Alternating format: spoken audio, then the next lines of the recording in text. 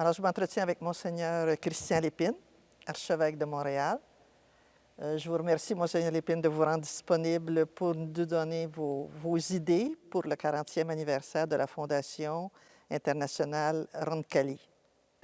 Chère sœur Aude, c'est une grande joie pour moi d'être avec vous, de vous rencontrer, de partager avec vous et sur la Fondation Roncalli, qui est un sujet qui vous tient à cœur, dont vous me parlez quand même depuis un certain nombre d'années. Merci beaucoup. Alors, quel est le rôle de la Fondation dans la mission de justice sociale de l'Église? La Fondation Roncalli a déjà, par son nom, déjà transmet quelque chose. Hein, le pape Jean XXIII est une figure canonisée il y a quelques années. Et donc, avant qu'il soit canonisé, vous avez choisi son nom pour identifier la Fondation. Donc, c'est déjà porteur de valeur. Le pape Jean XXIII était déjà une incarnation, si on veut, de la doctrine sociale de l'Église par sa compassion universelle. On sait que l'encyclique Pacem in Terris qu'il a écrite, c'était très précis dans le libellé, ça s'adressait à toutes les personnes de bonne volonté. Ça s'adressait à l'intérieur même de l'Église, mais aussi à toutes les personnes de bonne volonté. Donc, c'est une vision vraiment globale pour toute l'humanité de servir la cause du plus pauvre. Pour vous, comment est-ce que vous voyez les responsabilités envers nos sœurs et nos frères là, des pays pauvres, principalement dans les pays du Sud? Disons, dans l'encyclique de Jean XXIII, lui va parler des devoirs et des droits. Donc, les droits et devoirs, puis il articule les droits et devoirs, mais en disant que dans chaque personne s'articule, on est tous en même temps, on a tous des droits, mais en même temps, on a tous des devoirs. Aujourd'hui, on parlerait de responsabilité aussi également, on parle de solidarité. Donc, l'idée de solidarité est tellement importante. C'est un grand thème, c'est un grand projet, c'est une grande vision, je pense, mais c'est toujours le défi, comment articuler la solidarité. Mais la solidarité avec nos frères et sœurs en humanité, nos frères et sœurs dans la foi chrétienne, de partout où ils sont dans la faiblesse. Et aussi ne pas oublier que partout, il y a des gens qui veulent vivre la solidarité. Il y a des gens qui sont prêts à vivre la solidarité. Ce n'est pas seulement par rapport à une solidarité qu'on exercerait envers les plus démunis, c'est la solidarité que les gens, les plus démunis, aussi vivent déjà entre eux. Fait que comment animer, comment soutenir cette solidarité locale qui est vécue, comment accompagner cette solidarité locale. Et je vois dans la Fondation Roncalli une piste de cheminement, vraiment de croissance pour accompagner la solidarité dans les milieux, dans les personnes, dans les populations locales. Merci. Comment est-ce que vous percevez l'influence du pape Jean XXIII dans la mission de la Fondation? Le pape Jean XXIII a rayonné de sa propre lumière de bonté, hein, le bon pape Jean.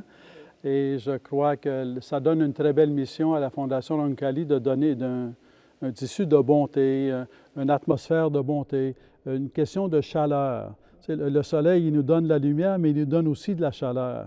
Je pourrais dire la Fondation est là pour amener de l'aide aux gens, mais elle est là aussi pour amener de la chaleur aux gens, pour amener une communication de l'amour, une communication de tendresse, une communication d'affection. Alors la bonté, ça vient comme imprégner toute la structure. Et c'est bien sûr aussi les relations elles-mêmes et le contact à travers l'œuvre de solidarité. Merci. Aujourd'hui, en 2021, qu'est-ce que vous voyez pour l'avenir aussi et présentement avec les besoins que vous voyez dans le monde? Disons, ma compréhension, puis je pense une compréhension en Église là, du cheminement depuis Pacem in Terris, depuis le pape Jean XXIII, c'est de voir les ressources.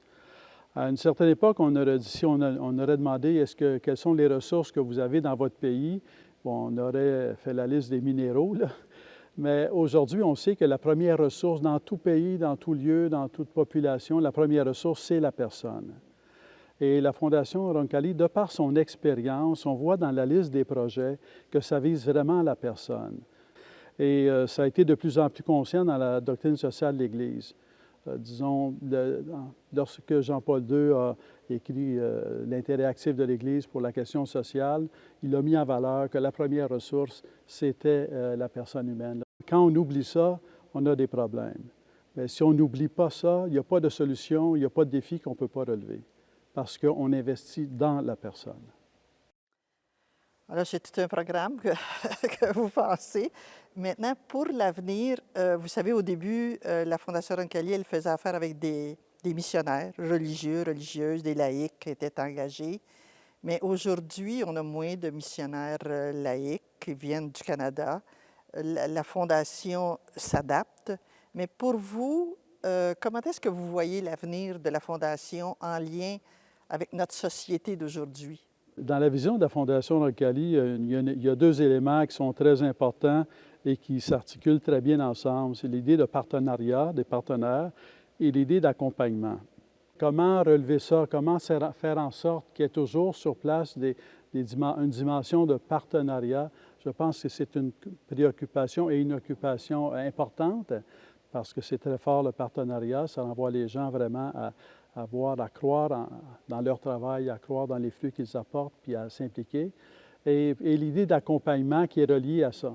Ça donne à la Fondation Roncalli une forme, un véhicule d'accompagnement. Alors, tout ce que la Fondation fait en dynamique de partenariat et en dynamique d'accompagnement, je pense que ça a de l'avenir.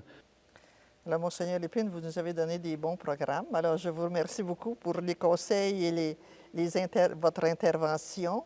Et je souhaite avec vous ce que vous avez mentionné, que nous contribuions à la réalisation de tous ces projets-là pour les plus pauvres, toujours dans l'esprit, comme vous avez dit, aussi de la compassion, parce que notre fondatrice, son charisme, c'était la compassion, et aussi pour la providence, Oui. puis avec les autres communautés. Est-ce que vous avez d'autres... Oui, bien, je dirais, croyez que en étant la Fondation internationale Roncalli, avec ce que vous apportez auprès des populations les plus démunies, croyez que vous nous aidez localement, que vous aidez. Vous n'avez pas de projet au Canada, par exemple, et ça fait partie de votre vision d'aller là où sont les plus démunis. Mais ça vient nourrir au Canada, chez nous-mêmes, dans le monde où nous sommes, ça vient nourrir l'importance de la solidarité mondiale. Une solidarité locale, c'est important. Une solidarité universelle, c'est extrêmement important. Ça prend les deux. Ça prend les deux dimensions. Et grâce à la Fondation Roncalli, donc ça nous rappelle notre responsabilité aussi de solidarité à l'échelle même de la planète. Et pour reprendre une expression du pape François, la maison commune. Nous sommes ensemble dans la même maison, une maison commune pour toute l'humanité. Et dans l'autre texte, là où nous sommes tous frères et sœurs, alors donc ça donne une forme d'innovation universelle et on a besoin ici même de s'ouvrir, d'avoir le cœur ouvert à cette dimension universelle. Donc l'œuvre de Fondation Roncalli, en voulant aider dans une dimension internationale, aide aussi au local parce que ça vient nourrir notre cœur, notre vision puis notre espérance aussi. Bien, merci bien. Puis on va vous souhaiter du succès aussi dans tous les mandats que vous avez comme archevêque de Montréal. Merci, ça va.